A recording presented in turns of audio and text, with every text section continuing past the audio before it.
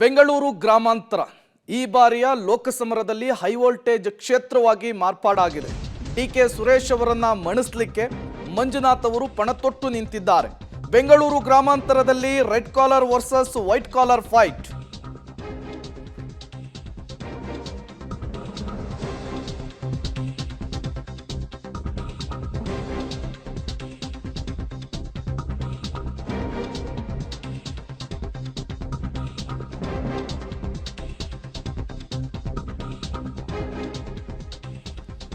ಕಾಂಗ್ರೆಸ್ ನಾಯಕರ white collar ಟೀಕೆಗೆ ಮಾಜಿ ಸಚಿವ ಮುನಿರತ್ನ ಅವರು ತಿರುಗೇಟನ್ನು ಕೊಟ್ಟಿದ್ದಾರೆ.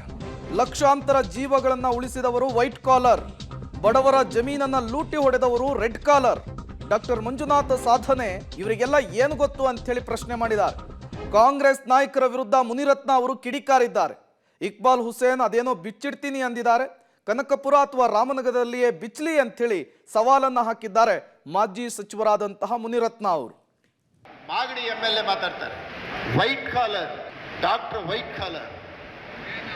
ಹೌದಪ್ಪ, ವೈಟ್ ಕಾಲರ್ ಹಾಕ್ಕೊಂಡು ಆಪರೇಷನ್ ಮಾಡಿ ಆ ಜೀವ ಉಳಿಸಿ ಆ ಕೆಂಪು ರಕ್ತ ಕಣಗಳನ್ನ ತೊಂದರೆ ಆಗದಂಗೆ ಜೀವ ಉಳಿಸಿ ಮನೆಗೆ ಕಳಿಸ್ತಾರೆ. ಜೀವ ಉಳಿಸೋಂಥ ವೈಟ್ ಕಾಲರ್.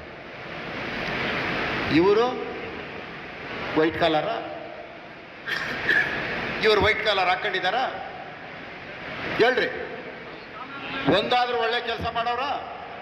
ನೋಡಿ, ಬೆಳಗ್ಗೆ ಅಂದ್ರೆ ರೆಡ್ ಕಾಲರ್ ತಾನೆ, ಬರೀ ರೆಡ್ ಕಾಲರೇ. ಬಡವರ ರಕ್ತ, ಬಡವರ ಜಮೀನು, ಬಡವರ ಭೂಮಿ,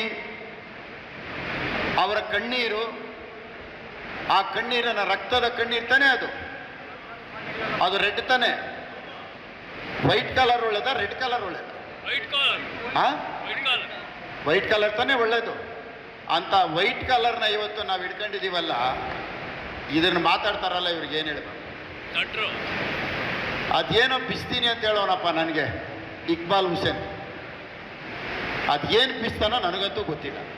ರಾಮನಗರದಲ್ಲೇ ಜಂಟಿ ಸಮಾವೇಶದಲ್ಲಿ ನಂದು ಇಕ್ಬಾಲ್ ಬಿಚ್ತಾನ, ಇಕ್ಬಾಲ್ದು ನಾನು ಬಿಚ್ತೀನೋ ನೋಡ್ತೀನಿ, ಯಾರು ಬಿಚ್ತಾರೆ. ಅಥವಾ ಅವ್ರಿಗೇನೋ ರಾಮನಗರ ಬೇಡ ಅಂದರೆ ದೊಡ್ಡ ವೇದಿಕೆ ರೆಡಿ ಮಾಡಿದ್ರೆ ಕನಕಪುರದಲ್ಲೇ ಬಿಚ್ತೀನಿ.